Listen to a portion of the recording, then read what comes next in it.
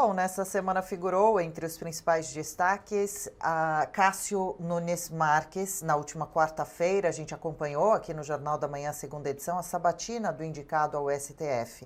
Agora aceito pelo Senado, a gente discute quais são os principais desafios do desembargador diante o Supremo Tribunal Federal. E sobre o assunto, então, recebemos muito gentilmente a presidente do Instituto de Direito Eleitoral do Distrito Federal, presidente Maria Cláudia Buchianeri. Bom dia, presidente. Obrigada pelo seu tempo aqui com a Jovem Pan. Bom dia a todos que nos ouvem. É um prazer estar aqui. Prazer todo nosso. Presidente, quais são os principais desafios, então, agora do já novo ministro, posse marcada já para 5 de novembro? Quais as expectativas que podemos ter das funções de Cássio Nunes Marques no STF? Olha, o nosso novo e jovem ministro, né? Ele é novo sob todos os aspectos, está assumindo agora, e muito jovem, não tem nem 50 anos, no que ele segue o caminho do ministro Celso de Mello, que o antecedeu, que também foi nomeado muito cedo, assumiu a presidência do Supremo também muito cedo, foi o presidente mais jovem da história do Supremo Tribunal Federal. Então, o desembargador Cássio, que já vem com a bagagem aí do Tribunal Regional Federal da primeira região, tem grandes desafios pela frente, né? Ele entra num Supremo muito dividido. A gente tem acompanhado que decisões muito relevantes da Suprema Corte estão sendo tomadas aí nos últimos anos por maiorias apertadíssimas de 6-5, muitas vezes maiorias que se oscilam, então o entendimento do Supremo sobre determinadas matérias variou, e o exemplo clássico disso é o da prisão em segunda instância, né? Julgou ora num sentido, depois reajustou sua jurisprudência. Então, o ministro Cássio entra nesse contexto de um Supremo muito dividido sobre determinadas temáticas. Ele assume a vaga de ninguém menos do que o ministro Celso de Mello, então decano, um ministro respeitadíssimo. E vejam vocês que não era associado diretamente a nenhuma das alas, digamos assim, do Supremo. Ele não era nem 100% progressista, nem 100% aquilo que eles chamam de lavajatista. O ministro Celso acabava sendo fiel da balança em muitos temas importantes, né, transitando ali com muita independência. Então, acho que o posicionamento do ministro Cássio vai ser muito determinante para os rumos do Supremo. Por quê? Porque pode competir a ele ser o fiel da balança de um tribunal que ele assume muito partido. Sem falar que ele entra na segunda turma, que é a turma responsável pela Lava Jato e que tem encontro marcado com temas muito importantes. Por exemplo, um tema que está pendente, que é a questão da suspeição do ministro Sérgio Moro, do então juiz Sérgio Moro, nos casos que envolvem o ex-presidente Luiz Inácio Lula da Silva. Já se fala de um placar, especula-se 2-2, e o ministro Cássio, então, tal como imaginava-se esse seria o papel do ministro Celso de Mello, vai entrar para desempatar um tema muito sensível. Sim, é um cargo realmente importantíssimo, hein, com funções desafiadoras e de peso aí pela frente. A senhora justamente falava nesse momento sobre o possível peso do futuro novo ministro agora em decisões de muito destaque.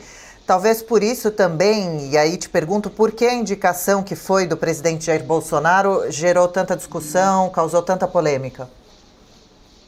Então, foi interessante. Eu trabalhei no Supremo por quase 10 anos, né? Então, de alguma forma, acabei vendo a entrada e a aposentadoria de alguns ministros, e tinha uma liturgia que se falava em Brasília, que se falava na Suprema Corte, que é o seguinte: não se discute cargo, não se discute nomes para cargos que não estão vagos. Então, era praticamente que uma indelicadeza muito profunda com o ministro que ainda está na cadeira, falar abertamente sobre o seu sucessor. Mas isso acabou mudando na atual gestão. A gente viu que o próprio presidente da República, meses e meses antes do ministro Celso de Mello se aposentar, já falava: eu quero um terrivelmente evangélico, eu tenho a minha lista, fulano e fulano e fulano estão na minha lista. Então, o tema se colocou de uma forma muito aberta, muito prematuramente. O ministro Celso não tinha saído e os nomes já brotavam aqui e ali em colunas políticas e nas rodas de Brasília. Então, talvez por isso essa nomeação tenha sido tão escrutinizada. E um outro elemento também é que o ministro Cássio veio como um nome surpresa. Como ele não figurava nos nomes favoritos, e o próprio presidente anunciava: fulano é meu favorito, fulano é meu favorito. Como ele não não, de alguma forma o nome dele ficou um pouco guardado a sete chaves. A surpresa pela sua escolha, acho que gerou um burburinho ainda maior, porque já se falava abertamente de outros nomes. Sim, sim. E sobre a sabatina, como a senhora viu o dia do evento? Durou várias horas, né? Bastante tempo. Achou o evento importante, significativo? Gostou das perguntas que foram feitas, das respostas? A senhora falou aí agora há pouco alguns dos temas falados. Teve entre eles também aborto, fake news, lava-jato. São os temas da vez. Eu acho que a gente precisa, e aí é uma opinião pessoal minha, nós precisamos repensar o papel do Senado na indicação dos ministros do Supremo. Esse é um primeiro ponto, né? Na nossa história, nós tivemos pouquíssimos nomes indicados por presidentes da República que foram recusados pelo Senado. Um exemplo clássico foi do ministro, que é indicado a ministro Barata Ribeiro, que era um médico. Ele sequer era um advogado, foi indicado para o Supremo Tribunal Federal, e o seu nome acabou não sendo aprovado no Senado. Mas tirando situações muito esdrúxulas na nossa história, a gente vê que da Constituição de 88 para cá, a gente nunca teve uma recusa de um ministro do Supremo. Então essa sabatina do Senado, que é um momento muito importante, acaba sendo um rito de passagem aqui no Brasil. A gente acompanhando a história dos Estados Unidos, é muito comum. Bush teve que tirar 2 nomes, salvo melhor juízo. Barack Obama, no final de seu mandato, fez uma indicação que os ritos de aprovação não foram ultimados pelo Senado. É muito comum o legislativo nos Estados Unidos barrar nomes mesmo, por diversos motivos. E aqui no Brasil a gente não tem essa cultura, essa tradição. Acaba sendo um rito de passagem, né? Evidentemente que o ministro foi perguntado sobre temas importantes, os senadores não o pouparam, sobre garantismo, prisão em segunda instância, aborto, fake news. Na minha avaliação, o ministro se portou muito bem, respondeu o que tinha que responder, foi muito aberto. E isso é importante, a gente precisa saber quem é que está indo para o Supremo, né? Foi muito aberto sobre as opiniões pessoais dele. Olha, eu sou pró-vida.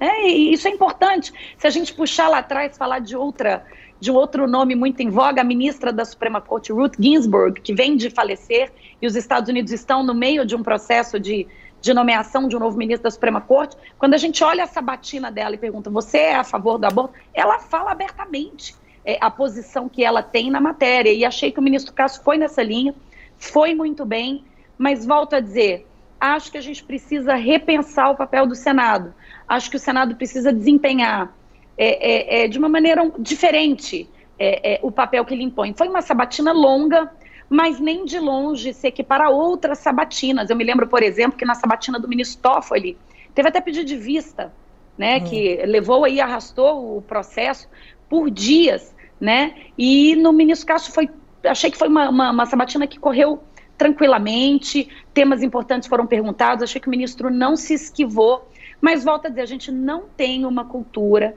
de um poder legislativo que a gente imagine um dia fosse capaz de vetar um nome. Não, isso não está na nossa cultura ainda. Interessante. Aqui no Brasil, a senhora confirma para a gente, o ministro fica no Supremo até seus 74, 75 anos? 75. 75 agora, né? Os processos Isso. Agora, então, que o novo ministro deve herdar, já se sabe se são todos que estavam com o Celso de Mello? Isso era uma dúvida, não? Não. Em regra, o ministro que entra no Supremo, ele assume o gabinete do ministro que deixou. Essa é a regra geral. É claro que em alguns momentos isso foi diferente. Por quê? Porque hoje o ministro Cássio ainda não tomou posse, então ele ainda não é ministro. E o gabinete do ministro Celso, a vaga do ministro Celso está aberta. É possível que alguém da primeira turma, porque o ministro Celso ocupa a segunda turma, possa pedir para deslocar. Olha, eu quero assumir o gabinete do ministro Celso, que hoje está vazio, quero integrar a segunda turma, e aí então o ministro Cássio vai assumir a vaga deste outro colega que trocou para o gabinete do ministro Celso. Isso é algo possível de acontecer, mas ainda não aconteceu. O direito de pedir essa troca é por ordem de antiguidade dentro da primeira turma.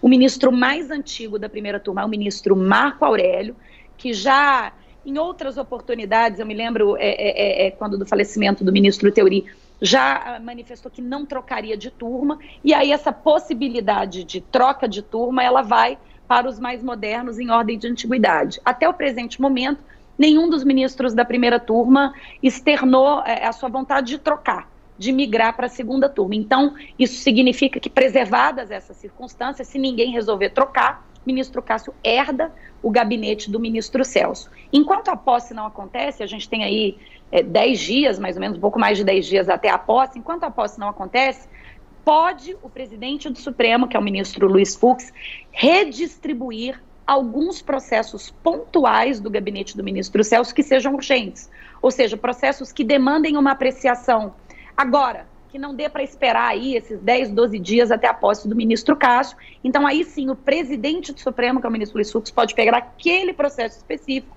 e determinar o sorteio entre os outros 10 ministros do Supremo Tribunal Federal. Mas aí são casos pontuais. Ordinariamente, o ministro que entra assume o acervo do ministro que sai do tribunal. Perfeito. São vários detalhes para a gente tentar entender, né? Aos pouquinhos, com a ajuda de pessoas como da senhora, a gente vai conseguindo e transmitindo aqui para quem nos acompanha também. Presidente, será que a senhora consegue brevemente tentar nos descrever, nos traçar um perfil do desembargador profissional e também pessoal? A gente comentava que ele é novo, né? A senhora falou, ele tem 48 anos, é de maio, assume com a cidade, tem aí pela frente, então, aproximadamente 30 anos, pelo menos, de trabalho no posto. Ele parece ser uma pessoa bastante simples, dizem nas informações que é o primeiro da sua família a se formar num curso superior e já no perfil dele profissional, diz que o posicionamento dele seria garantista. O que isso significa?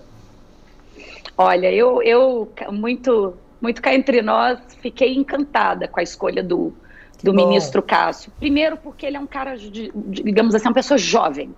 E eu acho isso bom, é uma troca de geração, é uma passada de bastão.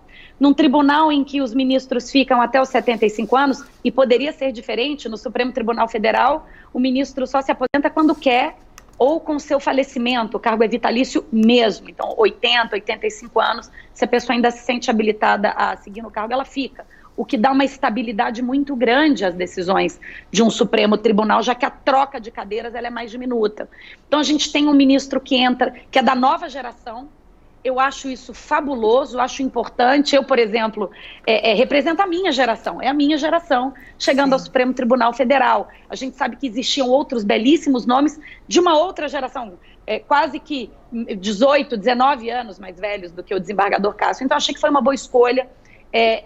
O ministro Celso, por exemplo, que deixou o tribunal agora, também foi nomeado muito cedo e ficou por mais de 30 anos no Supremo, e essa longa jornada fez dele o importante decano que ele foi. Então acredito que o ministro Cássio, até pelo tempo que ele ficará na corte, vai ter um papel muito importante na história do Supremo Tribunal Federal.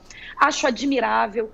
O Supremo, eu não sei se alguns sabem, mas existe uma regra informal de regionalidade, né? É preciso ter o mínimo de representação regional no Supremo. E desde que o ministro Aires Brito deixou a casa não contava com nenhum nordestino. Então faltava um nordestino no Supremo, e aí vem a escolha do ministro Cássio, que é do Piauí, tem uma trajetória de vida admirável, pessoa de origem simples. Então eu acho que é o coroamento da meritocracia. É uma pessoa que não vem de grandes famílias, dinastias jurídicas, não vem de grandes estados, né?